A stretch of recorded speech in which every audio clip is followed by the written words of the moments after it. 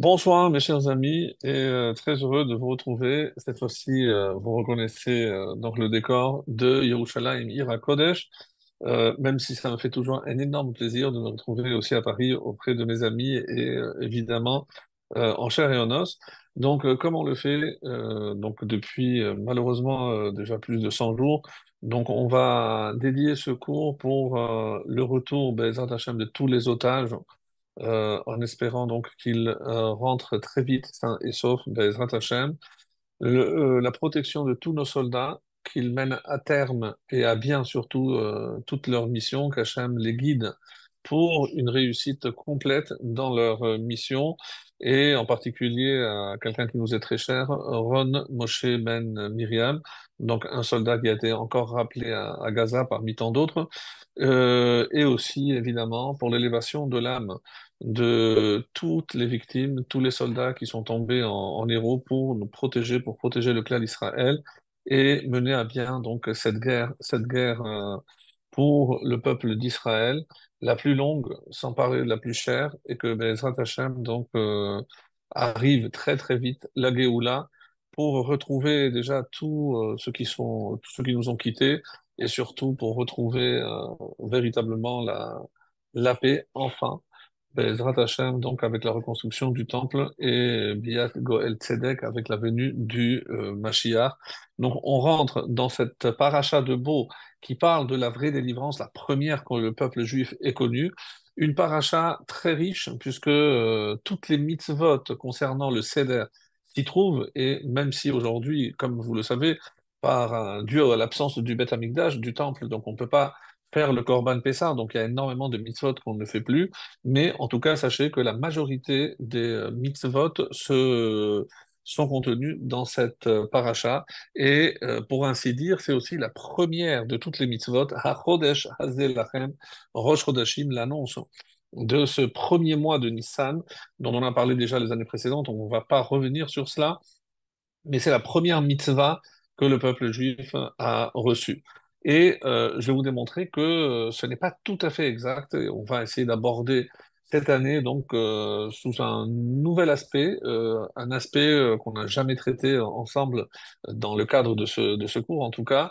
Et même s'il y a des choses qui peut-être sont connues parce que on en a besoin pour élaborer, si Dieu veut, donc tout le plan du cours de ce soir, pour vous montrer de nouvelles choses, comme je disais tout à l'heure, une nouvelle approche concernant donc la fin de cet esclavage où on va dire qu'on a passé 430 ans en Égypte. Et pour ceux qui se souviennent, donc la Gemara, lorsqu'elle dit qu'il y a eu plusieurs différences lors de la Septante, lorsqu'on a traduit, eh ben, une des différences, pardon, dans cette traduction, c'est qu'on ne dit pas qu'on a passé 430 ans en Égypte, mais on a passé 430 ans en Égypte et on a rajouté et dans d'autres terres. Parce que si on fait le calcul, on s'en sort pas, c'est extrêmement difficile. Et évidemment, Rachid va apporter une explication qui est plus que connue, c'est que 430 ans, c'est depuis évidemment le Brit Ben Abetarim, lorsque le pacte des alliances, lorsque pour la première fois Hachem annonce à Abraham que sa descendance sera étrangère dans une terre étrangère, et que Dieu aussi jugera cette nation. On a expliqué d'ailleurs que Shemot correspondait à l'esclavage et le début de Vaera. Et on termine maintenant avec Bo, la troisième de Shemot. Donc on termine le jugement par ces 10 plaies. Alors, effectivement, donc on va voir qu'il est annoncé que sa descendance sera 400 ans en esclave en Égypte. On avait les années précédentes, pour ceux qui s'en souviennent, sinon ils peuvent retrouver les anciens cours, comment on calcule les 400, est-ce que c'est Hachem, dans sa bonté, il a réduit, au lieu de 400, on est resté 210, d'où la matzah du milieu qu'on coupait en deux, puisque le temps a été partagé. Donc il y a plusieurs réponses très très intéressantes qu'on a vu, sur lesquels on ne va pas revenir, mais il n'en reste pas moins que ce chiffre de 400 nous interpelle, comme on va essayer de le voir ce soir, puisque la première fois que le chiffre 400 apparaît, c'est précisément lorsqu'on annonce à Abraham que sa descendance sera esclave pendant 400 ans. Donc l'autre, où on va parler de 400, même si ce n'est pas dans le texte, mais dans le Midrash, on nous dit que la terre d'Égypte faisait 400 fois 400 parsa. Donc, je ne sais pas exactement en kilomètres combien ça fait, mais on dit que la terre d'Égypte est justement liée au chiffre de 400. On dit également que le palais de Pharaon avait 400 portes. Donc, ce chiffre 400 a une importance qui est toujours reliée avec l'Égypte. Rappelez-vous que le quota de briques qu'il devait fabriquer, c'est cash.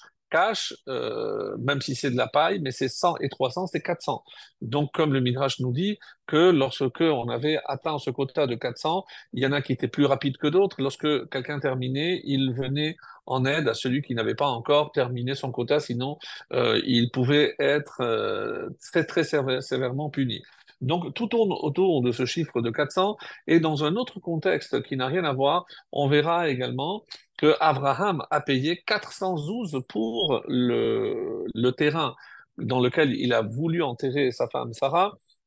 Et on dit que c'était une opportunité parce qu'au départ, Ephron voulait 400 zouz par sépulture. Donc bon, il a fait un prix de gros, il faut croire. Et encore dans un autre contexte, on va voir que Esav est venu accompagné de 400 hommes. Donc ce chiffre de 400 qui revient sans cesse et évidemment qui nous interpelle. Donc en tout cas, et c'est comme ça que c'est rapporté dans plusieurs endroits dans la Gemara, que le chiffre 400 a obligatoirement une mauvaise connotation. Donc, très étonnant. Pourquoi? Pour quelle raison? Donc, ce chiffre 400 a une mauvaise connotation. Évidemment, si on parle de l'exil, il est clair que l'esclavage n'est pas forcément, n'a rien de positif. Mais rappelez-vous cette question qu'on avait posée dans Bereshit, lorsque Dieu annonce à Abraham que sa descendance sera esclave pendant 400 ans, il n'essaye même pas de négocier. Et là, on est très étonné lorsqu'on a vu de quoi il est capable quand il intervient pour sauver la ville de Sédom. Donc, il n'hésite pas à négocier de 50, 40 jusqu'à 10, alors que pour les 400 ans, il ne dit rien. Donc, il accepte comme si c'était quelque chose d'inéluctable ou d'inévitable. Et c'est exactement la raison, c'est ce qu'on va voir aujourd'hui. C'est effectivement, même si la Gemara dans Nédarim dit pourquoi il a fallu descendre en Égypte, plusieurs raisons ont été avancées, mais on ne va pas s'arrêter sur les autres qui ont déjà été abordées les années précédentes. Donc, je vais me concentrer sur une qu'on n'a pas forcément vue. Et pour revenir à cette notion de 400 qui est liée à quelque chose de mal, mais qu'est-ce qui est mal?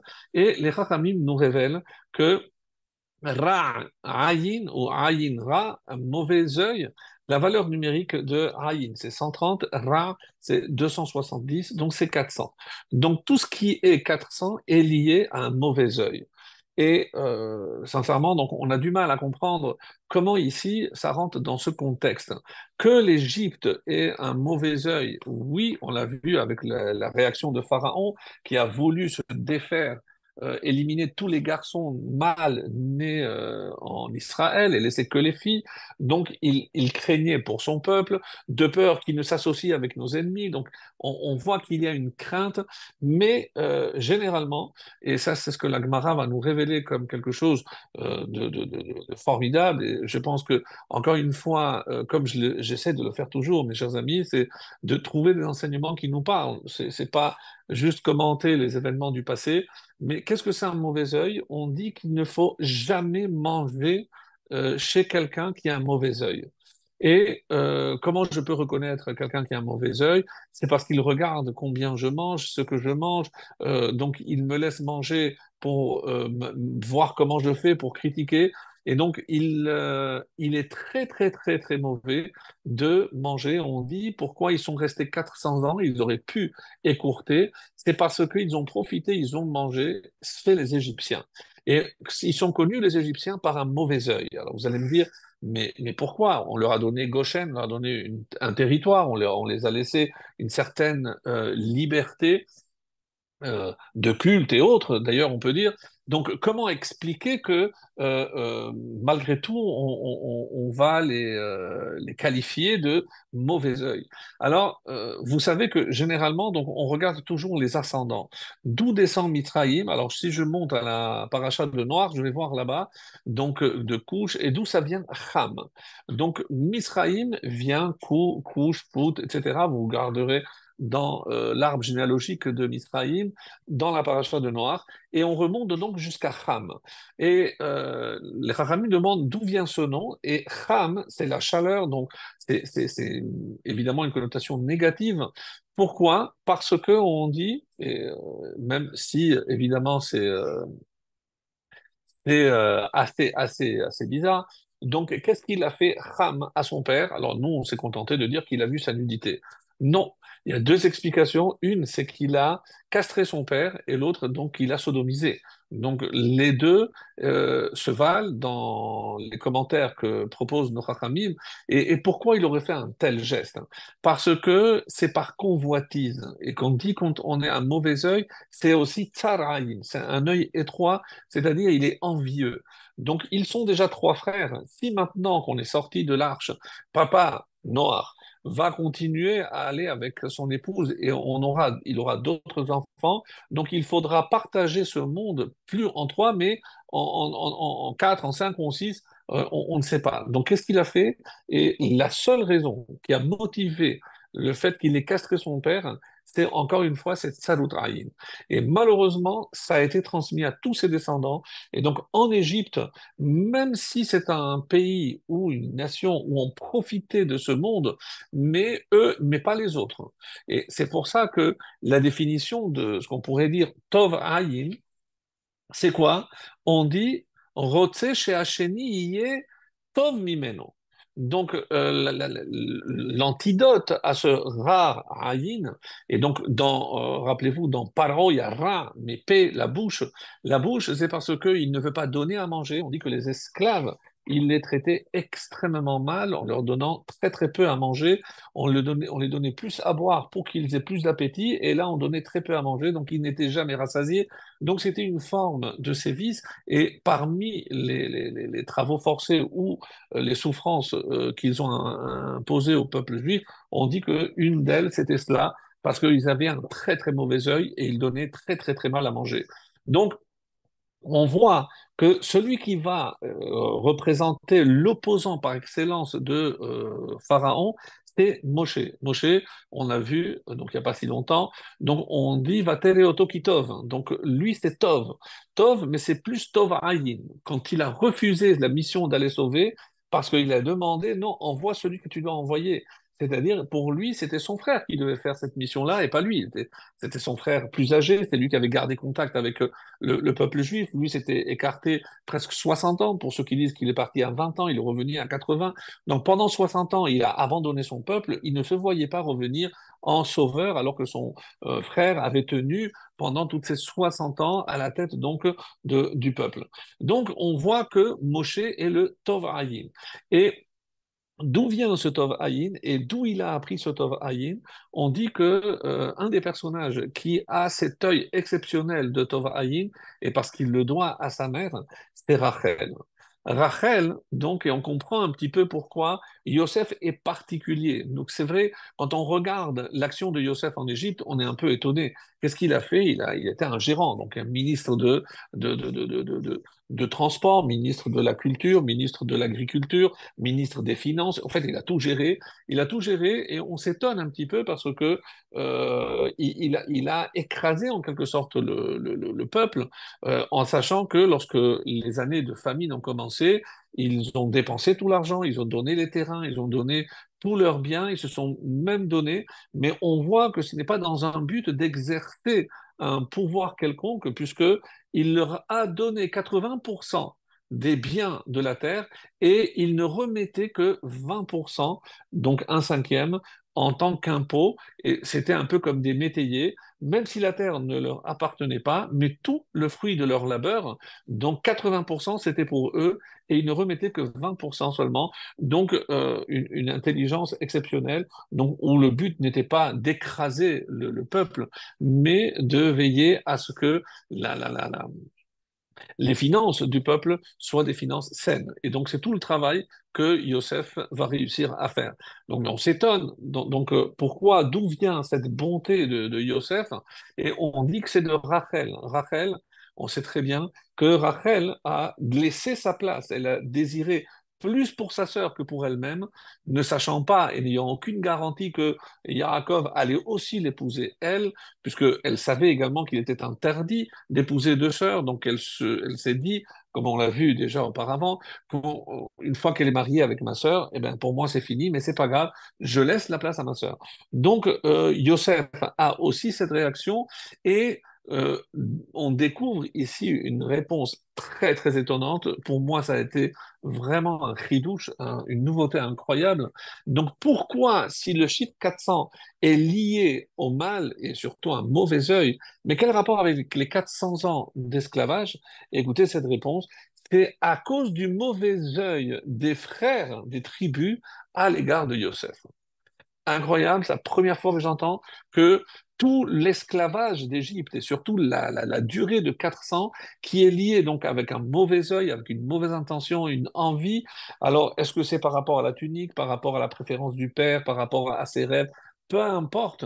Mais et rappelez-vous qu'on avait dit que cache, cache la paille, les 400. Donc, on a ici deux initiales, Kouf et Shin.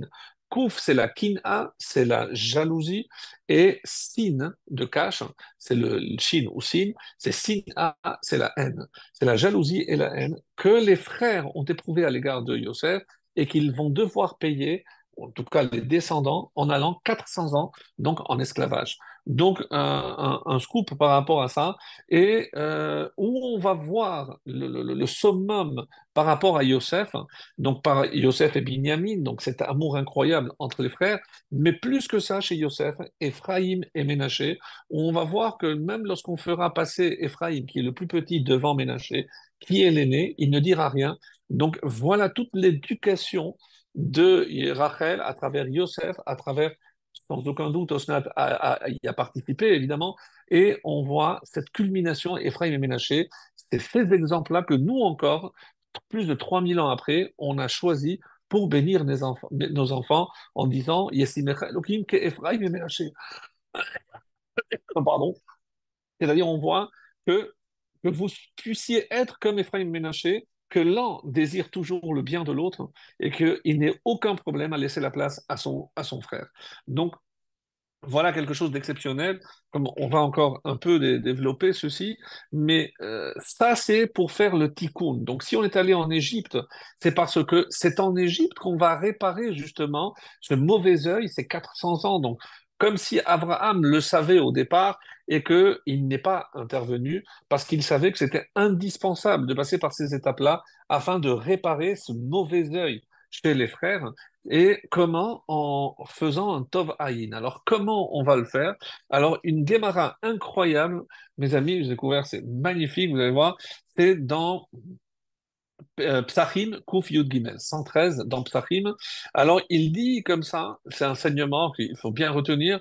Alors, je ne vais pas expliquer la fin parce que je n'ai pas eu le temps de préparer, puis comme ça ne rentre pas forcément dans le cours de ce soir, donc ceux qui veulent aller voir de plus près, sinon on laissera ça pour une autre occasion. Il dit comme ça, chez le Shaohavim Zedze, il y a trois catégories qui s'aiment entre eux. Donc, ils s'aiment. Alors, si je vous avais laissé deviner, donc pas forcément les frères, bien sûr, mais qu'est-ce qu'il dit? Les guérim, les convertis. Alors ici, c'est ou guérim converti, ou guérim étranger. Pourquoi? Parce que quand on se sent étranger, on serre les coudes entre nous, ou les guérim entre eux aussi. On peut imaginer qu'il y a une forme de solidarité entre les guérim. Ensuite, à Avadim, les esclaves. Eux aussi, ils se serrent les coudes parce qu'ils n'ont pas le choix et pour faire face à l'hostilité de leur maître, donc ils vont serrer les coudes. Et je disais le troisième exemple, là c'est incroyable et je ne peux pas le commenter parce que je n'ai pas préparé, c'est les Orvim, c'est les corbeaux. Les corbeaux, ils s'aiment, alors qu'on sait qu'ils sont même cruels vis-à-vis de leurs propres enfants, mais entre eux, ils s'aiment, voilà ce qui est dit. Alors quand Dieu annonce à Abraham qui guère Yezaracha, parce que ta descendance sera étrangère. Pourquoi il faut qu'ils soient étrangers, qu'ils se sentent étrangers? Pour ramener l'amour entre eux. Exceptionnel. Va avadoum, et on va les asservir, c'est-à-dire ils seront eved.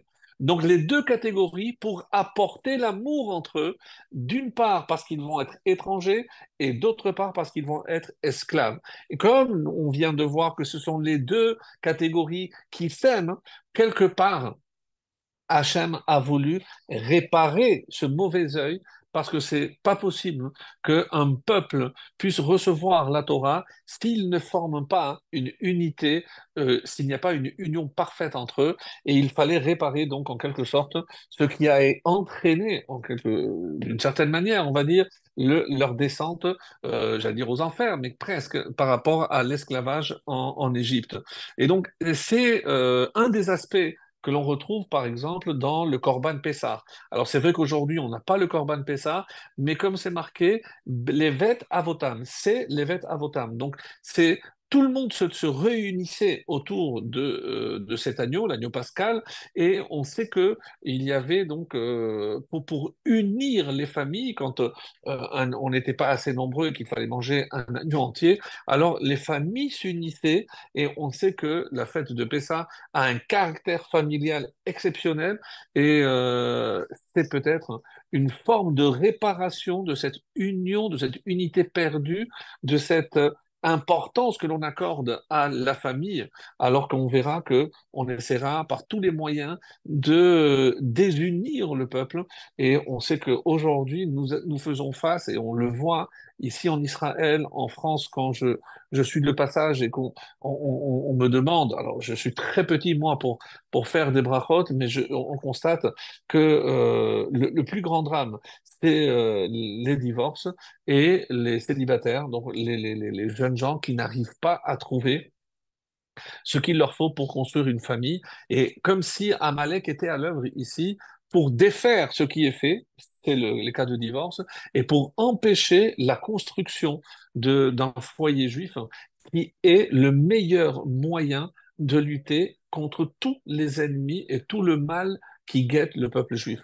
Donc, comme si Amalek sortait ses dernières cartouches, puisqu'on est très proche de la Géoula, et c'est pour ça qu'il ne faut pas s'étonner. Alors évidemment, on va trouver des réponses et des explications, mais pourquoi? Alors ma femme aussi me disait, elle a fait un cours de jeunes femmes, et les jeunes femmes aussi, elles ne savent pas où se placer parce qu'il y a un grand défaut dans la jeune génération, et peut-être même chez nous aussi, c'est une certaine cohérence. On avait déjà dit que tant qu'on n'a pas une cohérence, donc je ne suis pas égal à moi-même, comment je vais construire quelque chose si je ne suis pas moi-même ou je ne me sens pas construit? Donc, il y a un véritable problème à ce niveau-là où, euh, tant qu'on n'a pas résolu ce problème en amont, on ne pourra pas, évidemment, construire quelque chose de solide. Et est-ce que c'est l'une des raisons pour lesquelles, malheureusement, tant de couples divorcent et se séparent? Certainement, certainement parce que on a perdu une cohérence et aussi la priorité à certaines valeurs qui, malheureusement, on le sait aujourd'hui, font malheureusement font défaut. Alors, donc, par rapport à cette Gemara, donc, il est dit aussi qu'Igerim Haïtem, et en sachant que Kol HaMerachem ala Beriot, Merachamim Alehem. Donc, quand je parle de ce Tov Ayin, c'est cette empathie vers l'autre. On a parlé souvent de cette empathie. Donc, savoir que je dois être miséricordieux avec les autres. Et si je me montre miséricordieux, alors on sera aussi de la même façon avec moi, on se comportera avec miséricorde. Et pour dire que quand vous prenez le Shulchan Aruch, quand on commence, on dit que 30 jours avant la fête, on commence déjà à étudier les Pessah, surtout qu'elles sont nombreuses, mais par quel dire Corban Pessah, le Hametz, pas du tout. C'est Kimcha d'Episra. C'est le fait de veiller à ce que personne ne manque pour accomplir, pour faire la mitzvah. Donc, on commence par une mitzvah combien, ô combien importante, mes amis, c'est la tzedaka. La tzedaka, Et je vais sans transition, puisque un des thèmes que je voulais développer ce soir, je ne pense pas qu'on l'ait fait auparavant, mais c'est un passage extrêmement étonnant dans notre paracha. Et si on va voir, comme on a parlé tout à l'heure, du pacte qu'on appelle Ben Habetarim, entre les morceaux, ça se trouve dans le chapitre 15, dans Bereshit. Vayomer l'Abraham, Yado Teda ki ger yesaracha be'eretz lo lahem, va'avadum, donc ils vont les asservir, ve'inu, ils vont les faire souffrir, arba me'ot shana. Donc c'est le texte que je viens de vous dire oralement, voici la référence. Mais la suite, Vegam et hagoy asher ya'avodu dan anochi, mais jugerez la nation qui va vous asservir, donc la raison d'être de ces 10 plaies, et écoutez bien la fin, et ensuite ils sortiront avec une grande richesse. Alors, évidemment, il y a le drouche, l'explication un petit peu homilétique, donc c'est pas le sens simple. On dit c'est quoi ce Rechush Gadol? C'est pas de l'Égypte, mais c'est une fois qu'ils vont acquérir la Torah, puisque on peut imaginer que la plus grande richesse qui soit, surtout pour nous le peuple juif, évidemment c'est la Torah, c'est une richesse spirituelle. Mais dans un sens premier, ce terme désigne une grande richesse. Et à quelle richesse on fait allusion? Alors, on regarde déjà dans le troisième chapitre de Shemot, donc on a déjà vu, Vaya kitelchun, et lorsque vous quitterez l'Égypte, lotelchun rekam, vous ne partirez pas les mains vides. Vesha'ala isha mishechenta, et chaque femme demandera à sa voisine, ou migarat beta, ou celle qui habite avec elle, qu'elle est chesef, ou chlezahav, ou smalot. Donc, des objets en argent, en or, et des habits, des robes. Vesamtem al benechem ve'al benotechem v'nitzatem Israël. Et vous habillerez avec vos enfants et vos petits-enfants et vos filles, v'nitzaltem et Mitzrayim. Une phrase un peu dure, et vous allez profiter, vous allez exploiter l'Égypte. Alors on ne comprend pas d'où ça vient, qu'est-ce que ça veut dire, et comme on va le voir avec certains commentateurs qui ne comprennent pas. Donc quand je vais demander, qu'est-ce qu'est le sens de mot shoel? Alors dans l'Agmara et dans la Mishnah, shoel c'est emprunté. Parce que n'oubliez pas qu'il était question de partir 3 jours. Mais est-ce qu'on peut imaginer que Dieu va utiliser un subterfuge pour qu'on dise que c'est un chilul Hashem? Ils ont menti, donc ils ont dit qu'ils partaient pour 3 jours, qu'ils nous empruntaient, mais ils sont partis avec et ils n'ont jamais rendu. Donc comment comprendre cela? Et dans notre paracha, Od nega echad. Donc, avant la dernière plaie, Makat Bechorot, encore une plaie, je ferai sur le Pharaon et sur l'Égypte. Et ensuite, Achalechem, Yeshalach etchem mise, Keshalcho kalla. Donc, et après cela, il vous enverra définitivement. Daberna beoznaam vishalu ish me'et rehu. Et insiste, mais il dit Daberna parle de grâce, mais avec gentillesse. S'il vous plaît, faites ce que je vous demande. Mais pourquoi Dieu utilise cette expression? Parce qu'on pourrait dire, mais comment? On sait très bien qu'on n'a pas l'intention de revenir. Comment on va tromper, malgré tout ce qu'ils nous ont fait, les Égyptiens? Mais est-ce que ça justifie de les tromper, de mentir? Au nom de quelle cause je pourrais faire cela?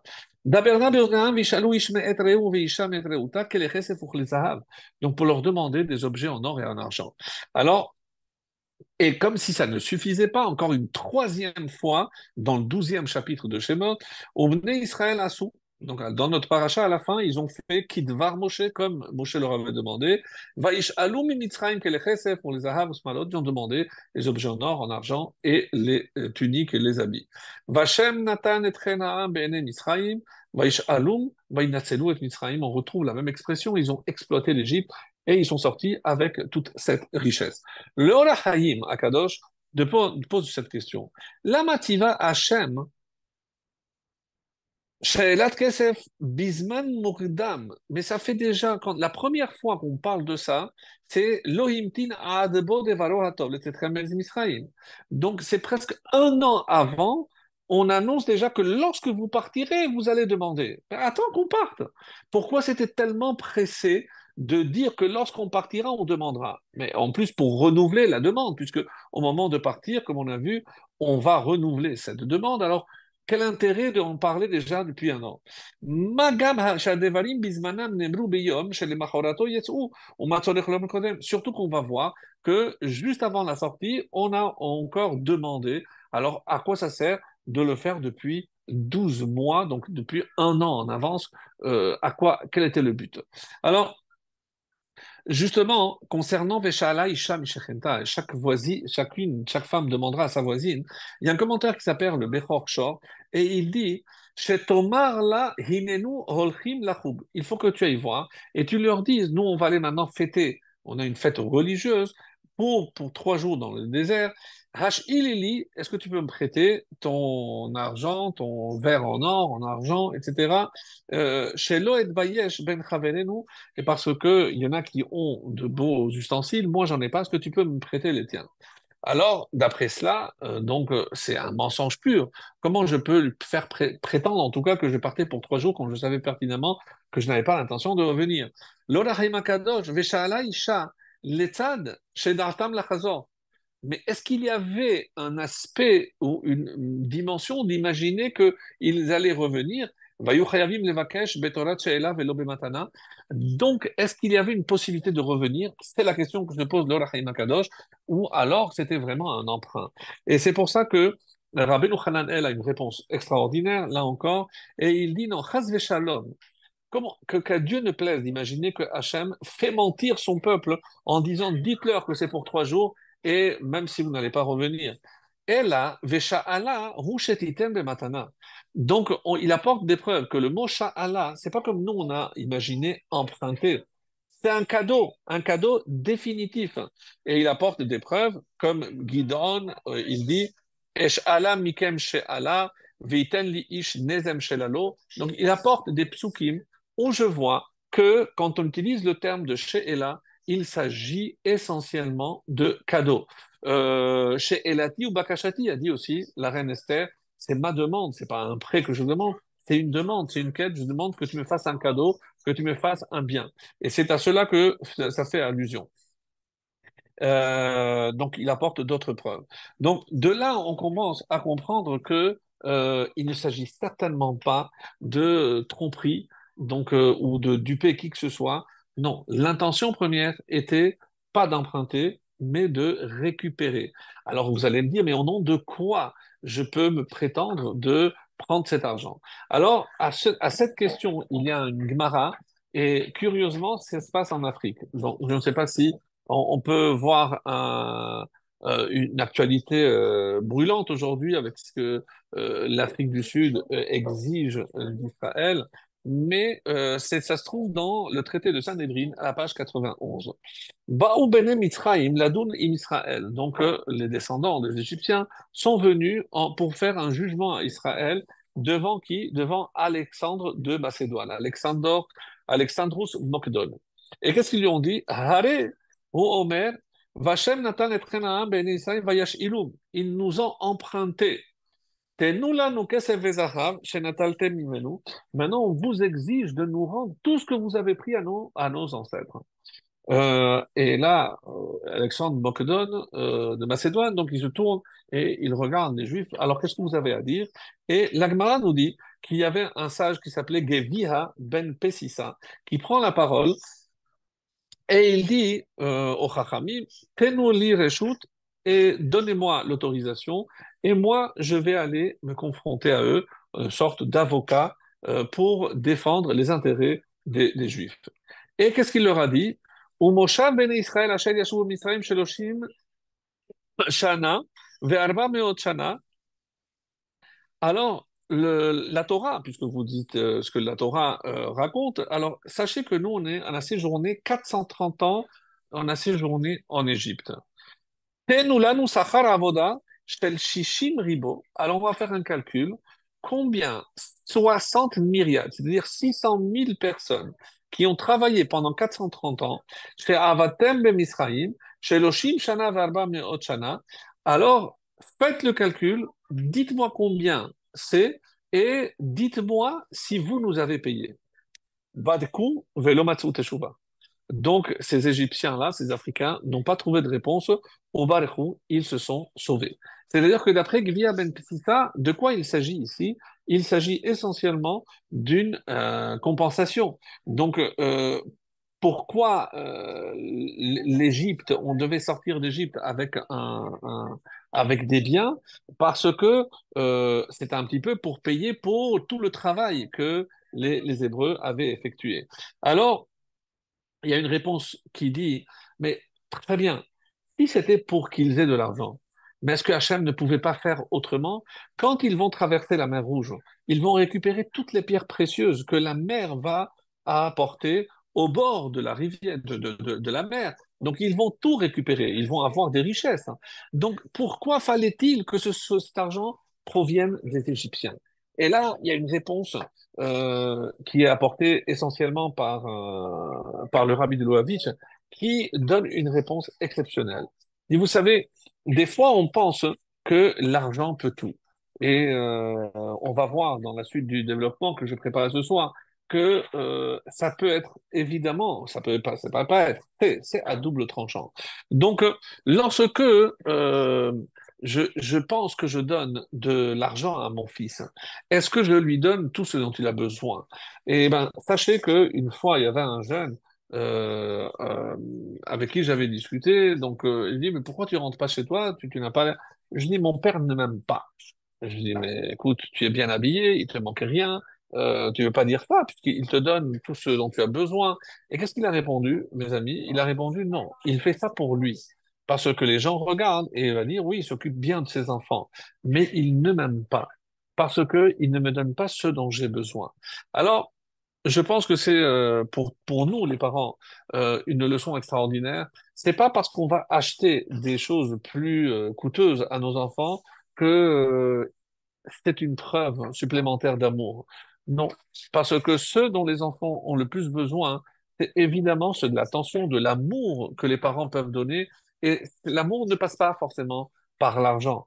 Alors c'est vrai qu'aujourd'hui, on est dans une génération où quand ils vont voir leurs petits camarades avec des choses de marque, eh ben moi aussi, papa, je veux ceci ou je veux cela. Ben, sinon, ça veut dire que tu m'aimes pas assez. Donc, on a changé un petit peu les critères, on a changé les priorités, mais c'est pas du tout comme ça il faut voir les choses. Et c'est pour ça qu'ici, qu'est-ce que Hachem, il cherchait, pourquoi il fallait que cet argent vienne des Égyptiens? Parce que il leur avait tout pris. La liberté, la dignité, leur honneur, il les avait écrasés autant qu'ils le pouvaient. Donc, en récupérant cet argent, c'est pas simplement pour les dédommager de leur servitude, mes amis. Il y a une autre notion ici très importante, c'est pour relever la tête. Parce que, comme ça, ils se sentaient un peu plus dignes. C'est pour leur rendre un peu de kavod, d'honneur, de dignité. Et c'est le but de cet argent. C'est pas avec cet argent que je vais effacer les souffrances vécues en Égypte. Et certainement pas. Donc, quel était le but? Pour redresser la tête. Et c'est en cela, c'est comme ça que le Rabbi Lovitch va le formuler, je vais vous lire tout de suite. Quand Yosef, et c'est ça un petit peu ce qu'il dit que il dirigeait l'Égypte, en fait, il donnait parce qu'il aurait pu écraser, comme on l'a dit tout à l'heure, mais non. Donc, il leur rendait leur dignité. Donc, bien gérer l'argent peut aussi apporter la dignité aux hommes. Alors, est-ce que c'est dans le cadre du socialisme, du capitalisme? Je ne rentre pas maintenant dans la politique, mais quand le but est de ne pas écraser l'autre, mais lui garder et lui préserver sa dignité, eh bien, quelque part, c'est ce que Yosef a réussi à faire en Égypte.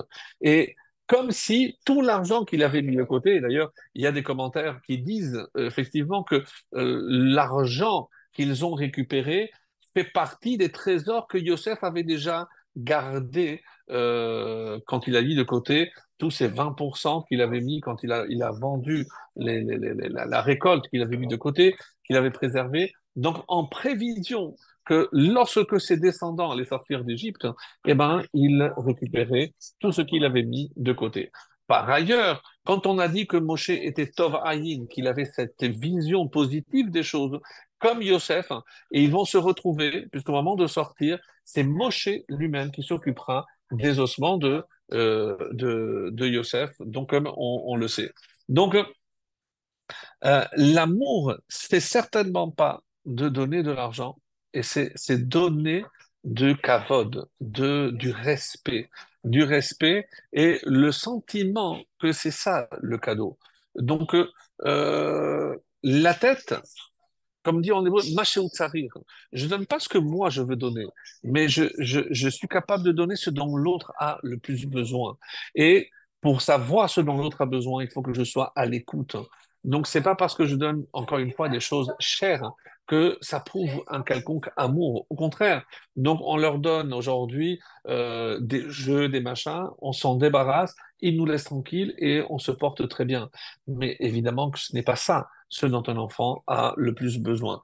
Et qu'est-ce qu'il gagnait par cette dignité, ce regain de dignité?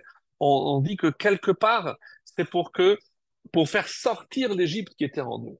Parce qu'on va voir que quand on va parler d'asservissement, c'est pas uniquement un asservissement physique. Et c'est tout le titre de la paracha, comme on va essayer de le comprendre par la suite. Donc, dans Beau, qu'est-ce que ça renferme? Qu'est-ce que l'enseignement? Là aussi, avec une sikha merveilleuse du Rabbi Lubavitch, qui nous donne une très belle explication. Mais avant cela, je voulais vous lire, comme je vous ai dit, quand le Talmud dit, par exemple, Daberna be'oznei ha'am, parle, s'il te plaît, aux oreilles du peuple, pourquoi ce langage? Amar debe Rabbi Yannai, enna ela lashon bakasha. Le terme de na, c'est s'il te plaît, c'est une demande. Alors pourquoi? Amar akadosh baruch hu le Moshe. Dieu a dit à Moshe. Donc ça, c'est dans le Talmud Bavli, tête Aleph. Bevakasha mimcha.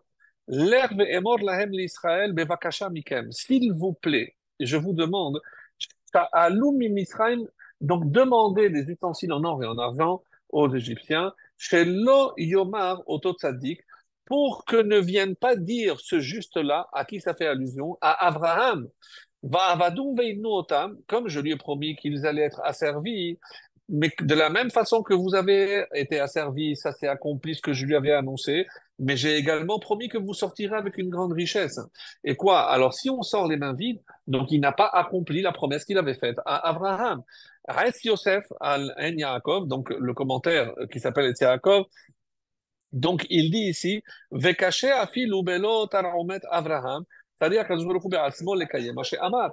Donc, évidemment, c'est pas uniquement par rapport à la promesse qu'il a faite à Abraham, mais s'il a fait un serment, évidemment que Hachem doit l'accomplir. Mais la façon de l'accomplir, c'est l'explication qu'on a donnée, parce qu'il aurait pu s'arranger autrement pour qu'il quitte avec une grande richesse. Il peut faire pleuvoir de l'argent ou n'importe quel autre moyen. Et c'est pour ça que c'est ce que je disais par rapport au rabbi, Ve'acharechem yetzu bilchush gadol, lorsqu'on dit qu'ils sortiront avec une grande richesse, Yechola likayem be'ofen bo, ba'misraïm ba'im lidei onesh u'mosrim amonam l'Israël. Dieu aurait pu les punir, et de manière à ce que d'eux-mêmes ils viennent, ils leur donnent. Aval az nish'ar pitron pel Avraham Avinu. Donc, Abraham Avinu aurait pu avoir une accusation parce que ça ne s'est pas accompli comme il l'avait promis. Hu betor av, en tant que père, patriarche, Tovea sharechu shagia l'Israël beofen shemudgash sheba letovat Israël. Donc, il faut que ça soit clair, que ça vient comme un bien que pour Israël. Betor sachar, et ça soit une récompense, une compensation, si vous préférez, par rapport à ce travail. Vedavka az yelahem tanchumim. Et c'est comme ça qu'ils pourront être consolés. À la galut amara b'Misraïm, davka kasher Hashem noten etren ha'am be'enei Misraïm, ve'en notin kesef me'atzmam. Il fallait que cet argent soit donné de même que les Égyptiens donnent. Et là, qu'est-ce que j'ai gagné? Comme ça, d'abord, Abraham n'a pas de ta'ana, n'a pas de réprimande ou de reproche à faire, puisque c'est les Égyptiens eux-mêmes qui ont donné. Et c'est comme ça qu'il faut comprendre. Par rapport à cela, un exemple qui me vient, on a souvent dit, le rabbi avait l'habitude de passer des heures et des heures debout à donner des dollars. Quelqu'un, souvent, le disait quand il était déjà fatigué, il dit, mais écoutez, vous ne pouvez pas rester. Il a donné cet exemple. C'est quand on compte des pierres précieuses, on ne se fatigue pas. Donc, qu'est-ce que ça veut dire? C'est pas le dollar.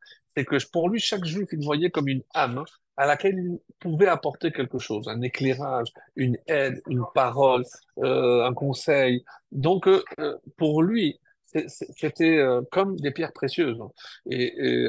Donc, c'est pas tellement le dollar qui était important, c'était le contact qu'il avait avec toutes ces personnes qui voulaient et qui venaient pour une bracha.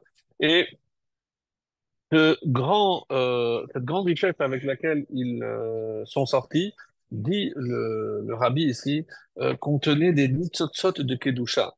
Il y avait des étincelles de Kedusha. Qui les avait mises? Je rappelle, c'était Yosef, bien sûr.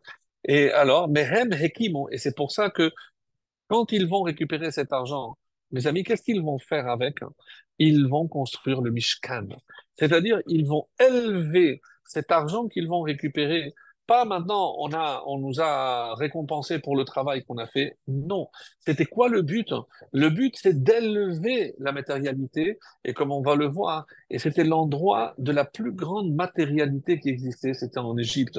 Et comme ils vont le transférer dans la Kedusha, donc, ils ont pris cet argent et ils vont le transférer dans la Kedusha. Comment? En construisant un temple pour Hachem, le tabernacle, le Mishkan. Zot haïta lechatchila kavana bebasis galut Mitzrayim. Et c'est certain, d'après certains avis, c'était le but donc de cette galoute, de cet exil. C'est récupérer ces étincelles pour les mettre au service de la Kedusha. Yatzou bichush gadol veyotzu v'yalot nitzotza kedusha. Et c'est quoi ce rechush gadol? C'est pas l'argent lui-même, mais c'est ces étincelles de kedusha qu'ils vont utiliser à bon escient puisqu'ils vont construire, comme on l'a dit, le Mishkan.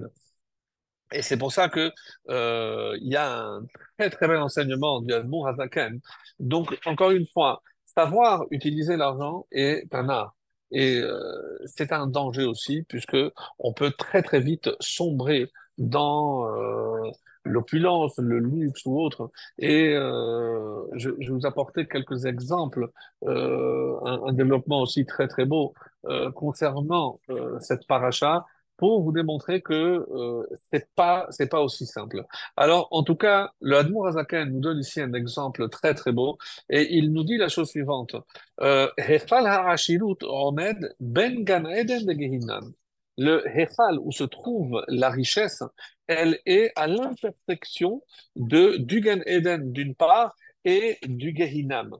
Donc, et quoi? Et il dit, Shne ptachim lo, il y a deux portes, une porte qui ouvre sur le Gehinnom et une porte qui ouvre sur le Gan Eden. Mishnet tzidei ha'echad.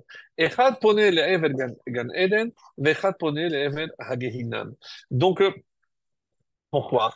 Pourquoi? Parce que une mauvaise utilisation de l'argent peut nous amener directement au Gehinnom, mes chers amis. Et on sait que l'argent en hébreu se dit mammon. Mammon, c'est la même valeur numérique que soulam, comme une échelle. Parce que je peux utiliser l'argent pour me hisser, pour m'élever, mais l'argent peut aussi me faire chuter, me faire tomber.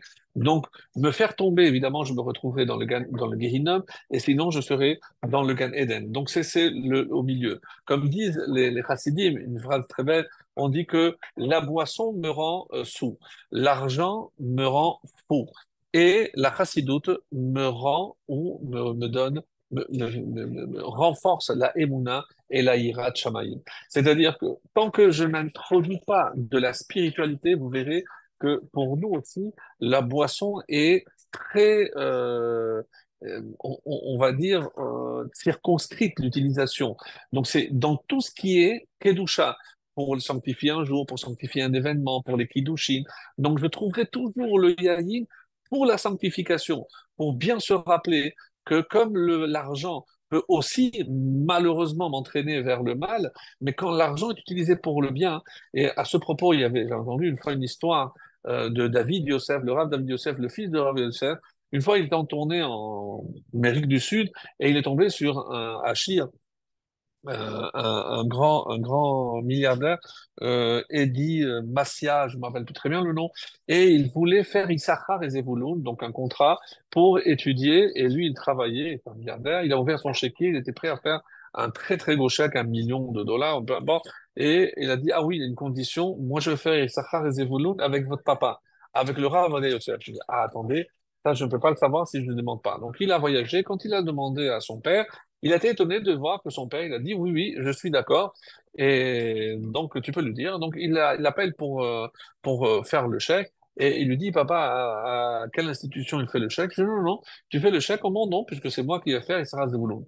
Très étonné, le fils, donc on lui fait le chèque, il donne le compte de son père, et dès que l'argent arrive, il sort son chéquier, il commence à remplir des chèques, 100 000, 100 000. Ah, pour qui? La tzedaka. Je dis, pour une fois que je peux faire la tzedaka et donner à toutes ces institutions vraiment comme j'aurais voulu, et maintenant que j'ai mon argent, je le fais avec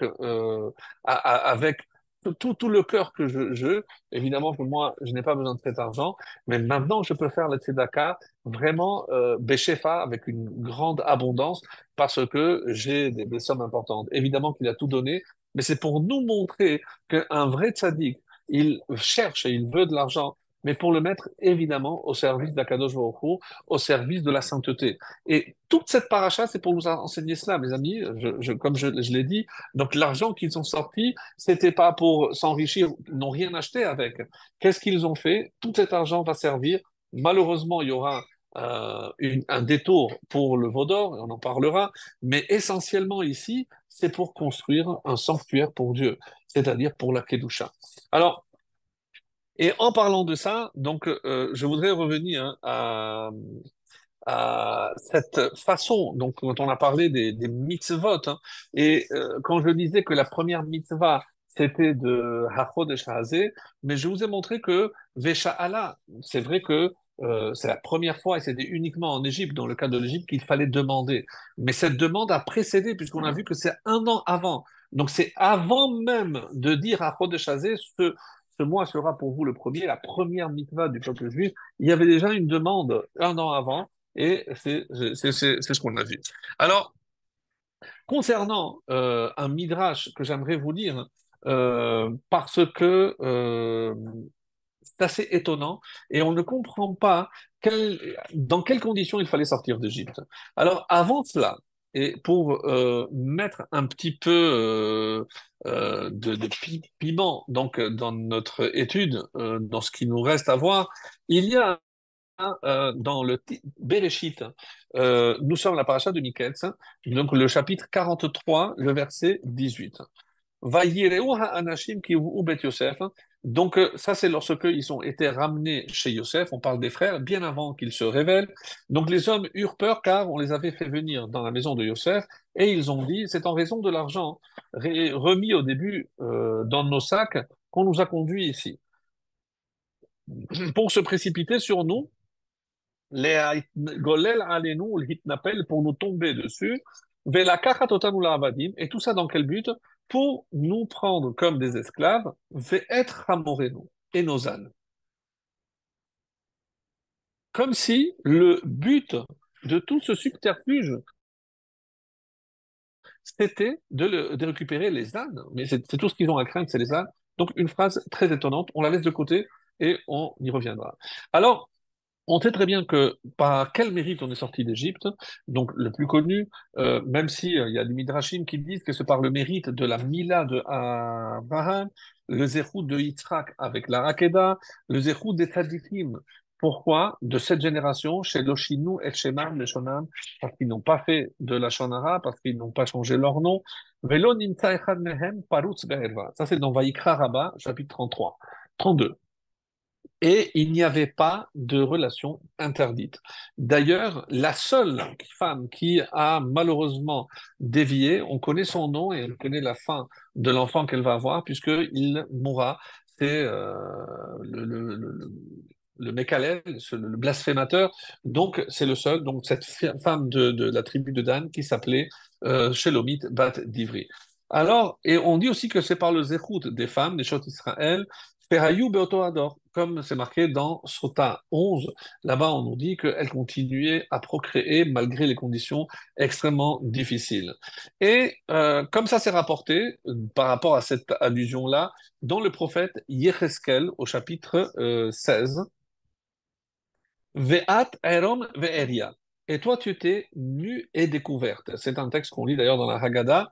Qu'est-ce que ça veut dire? Arumin mina mitzvot. Le Yalkut Shimeoni explique qu'est-ce que ça veut dire nu. On n'avait pas de mitzvot, on n'avait pas de mérite pour sortir. Donc, Chazal disent que justement, puisqu'ils étaient tout nus et découverts, donc Hachem leur a permis de se couvrir hein, et de couvrir cette nudité, comment? Par deux mitzvot. Et laquelle? Vaevor alaïr, vaerer mitboseser bedamaïr. C'est un texte que l'on lit aussi au moment de la Brit Mila. Va omar lach bedamaïr chayi, va omar lach bedamaïr chayi. Yecheskel 17, donc le verset 16. Et donc, Bishne Damim Nitzolu, Israël Misraïm, c'est par 200 que les Bnei Israël ont été sauvés d'Égypte. C'est Dam Pesach et Dam Mila, le sang du Corban Pesach et le sang de la Mila. Donc, que dit le texte de Yecheskel? Je passais près de toi et je vis que tu traînais dans ton sang. Et je te dis, au milieu de ton sang, vis. Donc, il y a deux façons de traduire. Va Omar là, et je dis, Bedamaïché, tu vivras par ton sang.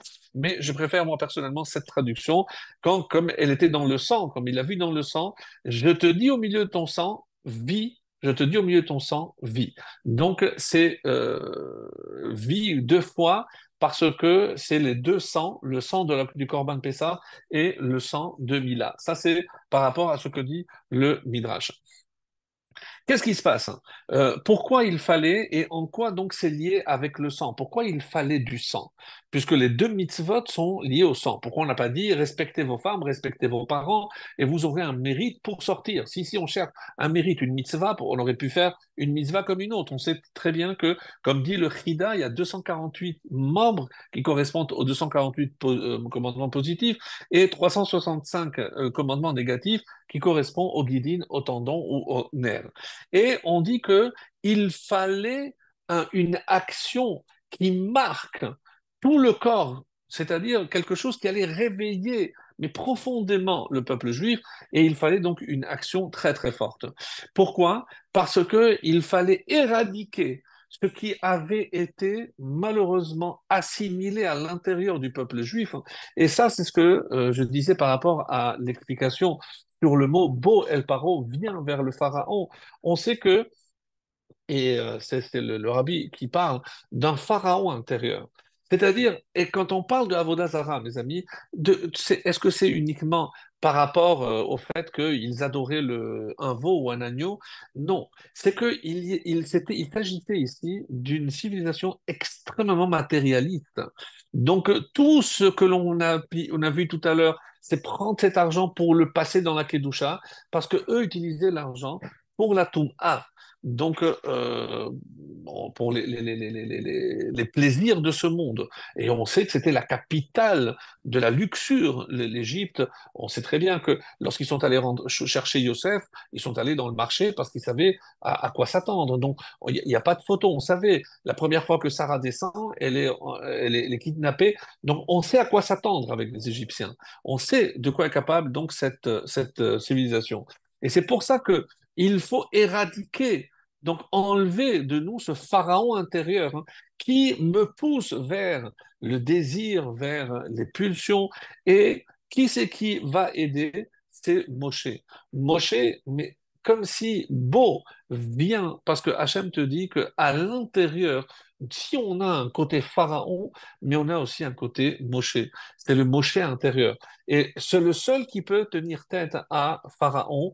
Et c'est cela qu'on dit, Beau El Paro, viens chez Pharaon, il faut que tu viennes à l'intérieur pour éradiquer toute cette influence que tu as subie pendant ces années en Égypte. Parce que tant que tu t'es pas délivré de cette Égypte intérieure, tu ne peux pas quitter l'Égypte extérieure, c'est-à-dire l'Égypte physique. On sait très bien que le Seder, ce premier Seder ils l'ont fait en Égypte. Mais comment ils sont pas encore libres? Oui, parce que il ne s'agit pas de sortir d'Égypte. Il faut faire sortir l'Égypte. Et c'est ça, Yetziat Mitzrayim. On ne dit pas Yetziat Mi Mitzrayim, la sortie de l'Égypte, mais sortir l'Égypte. C'est-à-dire, et c'est le travail le plus difficile. Et Pessah, c'est ça, mes amis. C'est être capable de sortir tout ce qui entrave la Kedusha, ce que je pourrais apporter du côté de la Kedusha.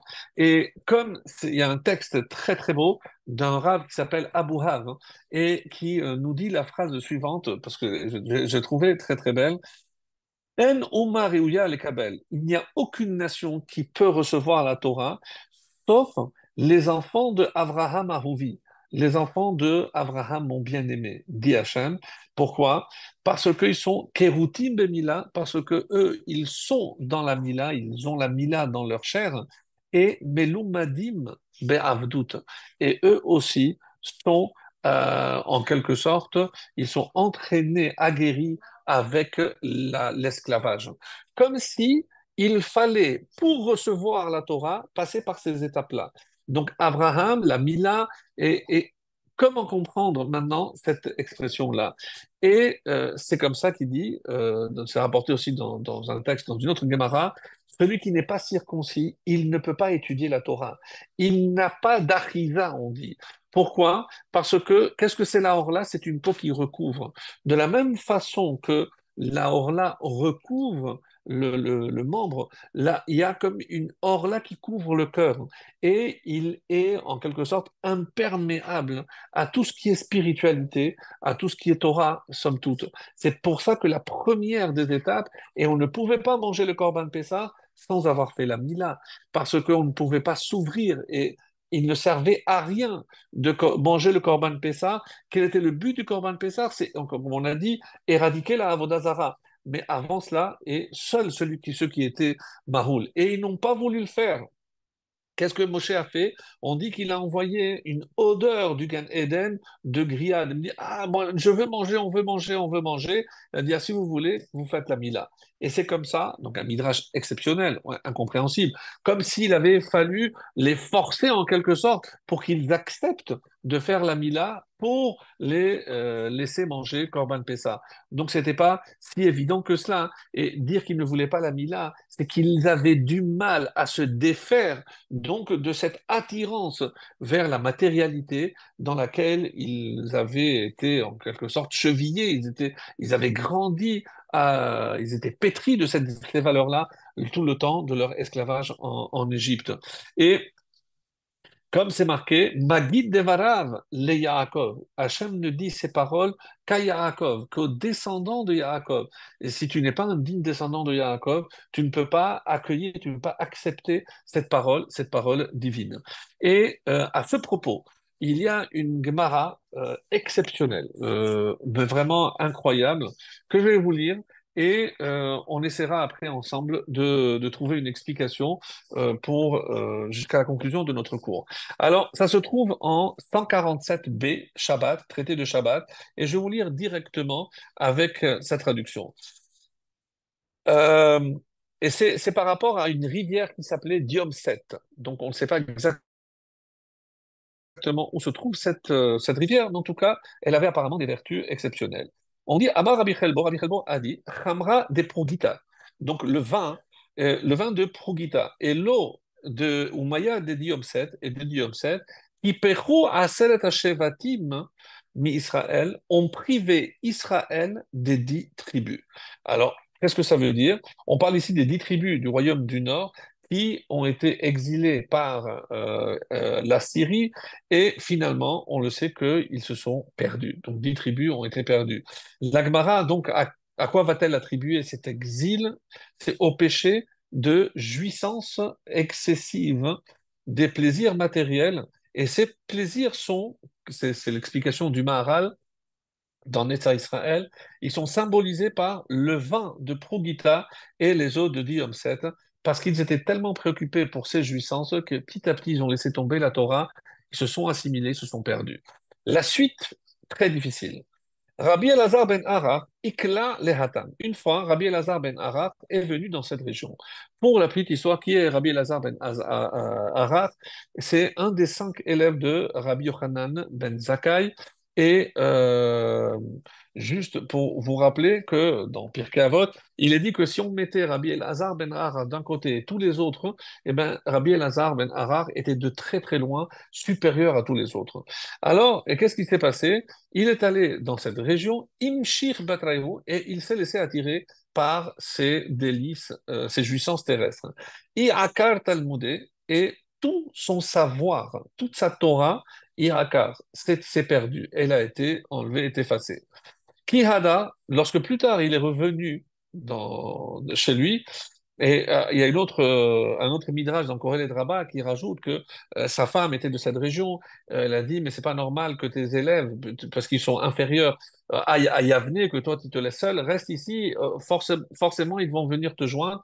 Ça n'a pas été le cas parce que c'était pas un endroit évidemment euh, pour des Talmidei Chachamim, et au final, donc, il a dû entrer en raison, et c'est lui qui les a rejoints plus tard. Lorsqu'il a quitté cette région, on dit qu'on l'a appelé à la Torah, Kihada, Atakam les Mikre Besifra, il a été appelé pour lire au Sefer Torah, et au moment où il a voulu lire au Sefer Torah, et c'est pour ça que sur quel texte il est tombé, HaChodesh Hazeh Lachem Rosh Chodashim. HaChodesh Hazeh Lachem. Donc, il a mal lu HaChodesh, il a dit HaCheresh. Hazé, il a dit Haya, Lachem Libam.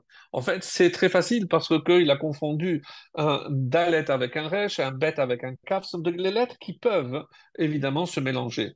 Et qu'est-ce que ça donne? Ça donne leur cœur fut-il muet.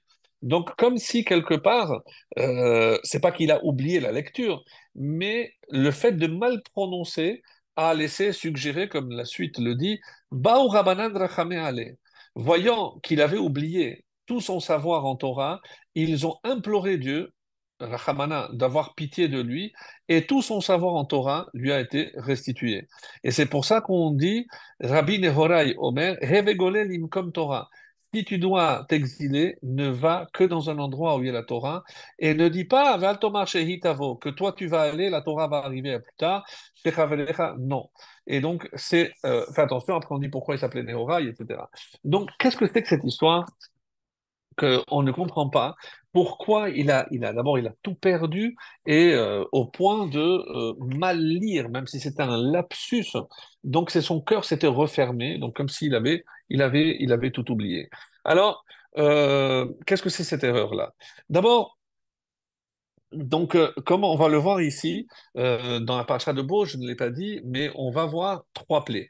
Donc, par rapport à la question pourquoi il y a trois plaies, pourquoi c'est séparé, comme on aurait pu dire, peut-être comme Rabbi Yehuda, il a dit simanim, 3, 3 et 4, donc on aurait pu laisser 4 pour la fin.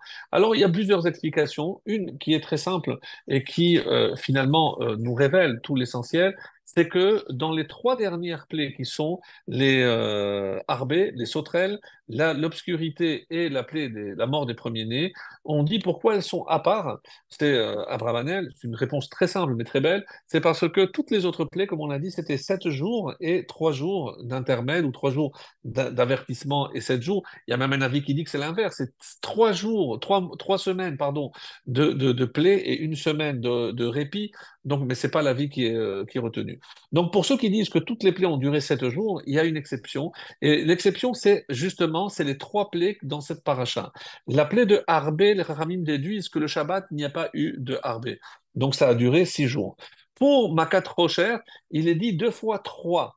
3 jours chez l'Oshet Yamim, donc les Chachamim déduisent qu'elle a duré maximum 6 jours, donc pas 7. Makat Bechorot, c'était à minuit quelques instants, donc c'est les trois plaies qui n'ont pas duré 7 jours. Il y en a qui disent finalement, parce que les 4 plaies de la fin les a soumis dans l'obscurité. Donc l'obscurité qui fait partie de ces trois, donc c'est pour ça qu'on les a découpés comme ça. Bon, il y a plusieurs explications, mais j'ai trouvé que celle-ci était très, très originale. Alors, un point, donc ça c'est ce que Abravanel explique, que si on compte la date, et c'est ça, c'est très bon, écoutez bien, parce que avant de rentrer dans la dernière partie, je voulais terminer avec ça, avec ce point-là. On sait que Makat Bechorot, c'était le 15 Nissan. Donc, si je dis que la plaie précédente, c'était un mois avant, donc c'était le 15 Adar, c'est Purim. Et donc, si c'est un mois avant, donc 15 Shevat, et oui, tout Bishvat, c'est la plaie des sauterelles. Et ce qui est très beau, c'est que remarquez, les sauterelles ont mangé tous les fruits, tous les arbres. Nous, comme on fait tout Bishvat, on mange des fruits. Le 15 Adar pour Purim, donc c'était l'obscurité. Et nous, qu'est-ce qu'on célèbre? La Yehudim Hayeta Ora Vesimcha. Les Juifs ont eu la lumière. La lumière, c'est le salut, évidemment, la rédemption. Et le 15 Nissan, on a une mitzvah supplémentaire grâce à cette fête. Parce que, d'abord, certains disent que c'est Pidyon Mechor, le rachat du premier-né.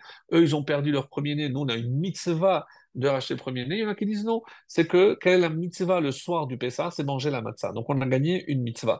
Donc, on voit qu'il y a ces trois étapes, 15 Shevat, 15 Adar, c'est les trois dernières clés.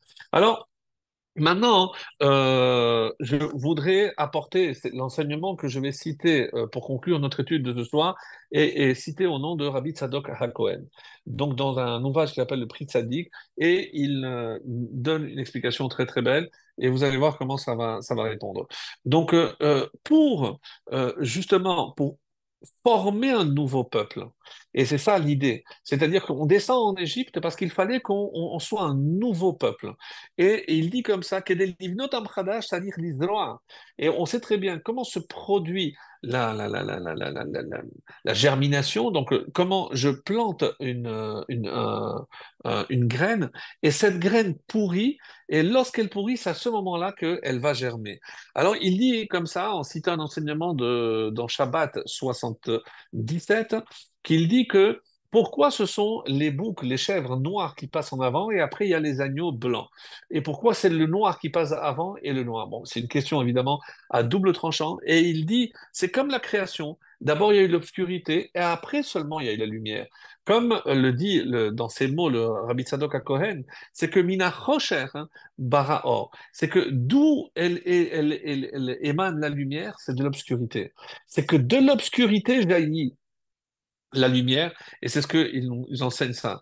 Et c'est pour ça que quand on voit Abraham Avinu, d'où il vient, de Terah, Oved Avodazara, et comme Yov le dit, mitem tahor mitame lo echad. C'est comment je peux sortir quelque chose qui est pur de quelque chose qui est impur. Ou un autre exemple de Chizkiyahu HaMelech. Chizkiyahu HaMelech qui n'a pas voulu faire la mitzvah de se marier parce qu'il a vu qu'il allait avoir un enfant qui était ménaché, qui était un rachat. Mais Chizkiyahu, mes amis, si ce n'était cette faute-là, on dit qu'il aurait pu être le Mashiach. Le prophète le lui dira, et il dit, mais toi, tu n'as pas le droit de rentrer dans les comptes d'Hachem. Et d'où vient Chizkiyahu qui aurait pu être le Mashiach? De Achav. Vous savez ce que Achav a fait? Il a fait fermer toutes les synagogues et tous les bâtés midrashot. Il n'y avait plus d'études de la Torah, il était contre l'étude de la Torah. Oui, un roi. Donc un vrai rachat. Et qui est sorti de lui? Chizkiyahu, qui aurait pu être le Mashiach.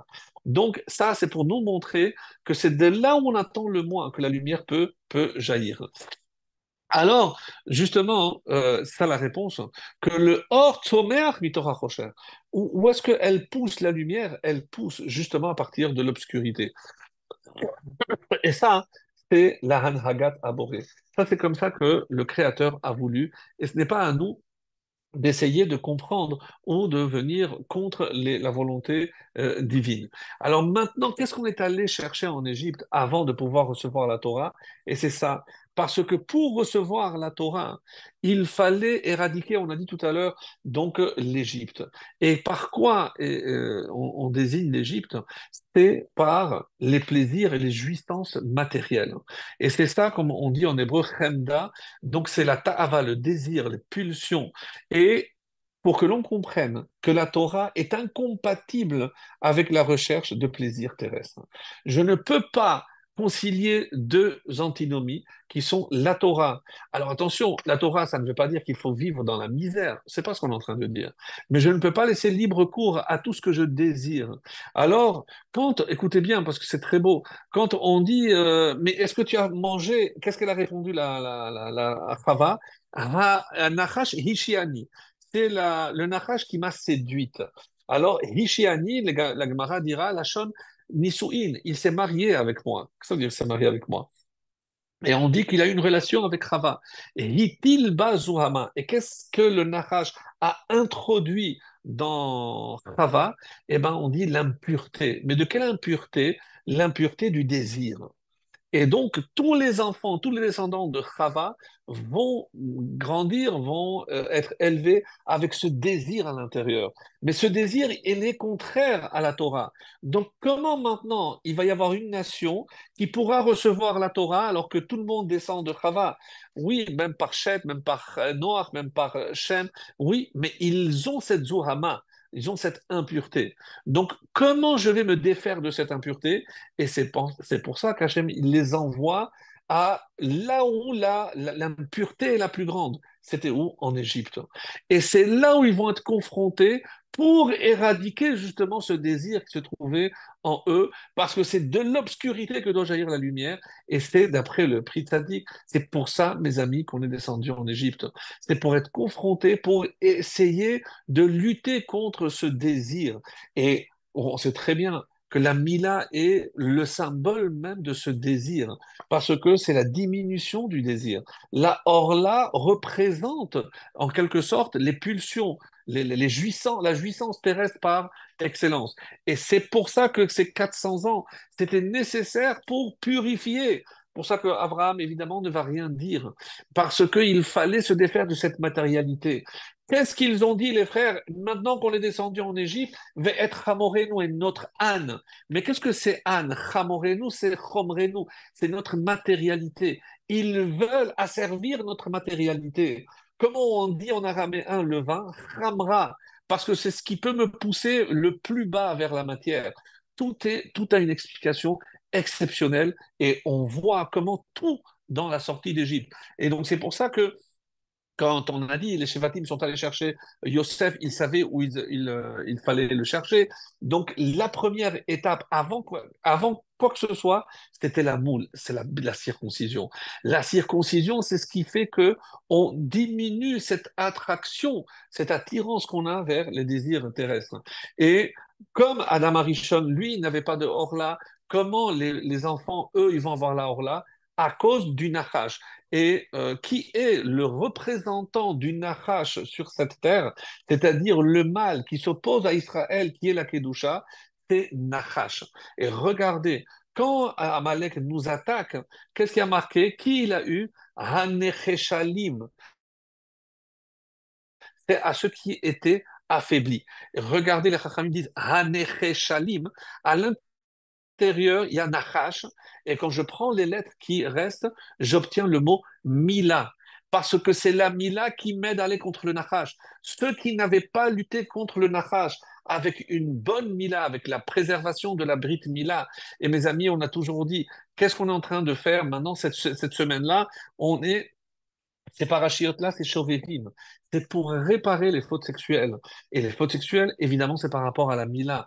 C'est prendre de la distance avec tout ce qui est justement les jouissances terrestres Et qu'est-ce qu'il faisait à Amalek, mes amis? Il prenait les orlotes, comme ça dit le Midrash, et il les jetait dans le ciel. Qu'est-ce qu'il voulait dire? Je dis, mais pourquoi tu veux nous priver de plaisir ici-bas? Là, la Kedusha, mais c'est dans le ciel. Mais ici, laisse-nous profiter de ce monde, laisse-nous profiter et jouir de cette terre. Non. Et c'est pour ça que les Égyptiens sont appelés Pene Chamorim, comme des Chamorim, dans le sens pas de l'âne, mais celui qui ne pense qu'à profiter de ce monde. Ta'anugot lo holchot beyachat im Torah. Il faut comprendre que c'est incompatible avec la Torah. Et maintenant, je comprends pourquoi c'est incompatible avec la Torah? Parce que comme il avait sombré dans la jouissance, Rabbi Elazar ben Hara, donc qu'est-ce que c'est Achod et Chazé? C'est la première mitzvah. Donc il n'avait plus la force de s'attacher à la mitzvah. Et donc qu'est-ce que c'est Hacheresh Aya Libam? C'est leur cœur fut-il muet. Donc le cœur s'est obstrué. Donc, et c'est pour ça qu'ils ont prié les camarades pour le libérer. Donc, mes amis, on a vu ici que on est sorti d'Égypte pour travailler contre le mauvais œil et contre justement tout ce qui attire les jouissances terrestres. Donc, il faut prendre la distance, avoir un bon œil. Et c'est cet œil, comme Yosef, comme Moshe, et c'est comme ça qu'on pourra, Be'ezrat Hashem, donc par cette empathie, savoir et vouloir le meilleur pour notre prochain aussi, c'est comme ça qu'on va lutter, et c'est comme ça qu'on va sortir de notre Égypte, c'est-à-dire de notre exil, lorsqu'on retrouvera justement cette bonne vision des choses, et évidemment prendre du recul, et que notre véritable jouissance dans ce monde soit une jouissance pour la Kedusha, pour servir Hachem, pour qu'on mérite très très vite la reconstruction du temple, où on pourra se réjouir avec la Shekhinah Be'ezrat Hashem.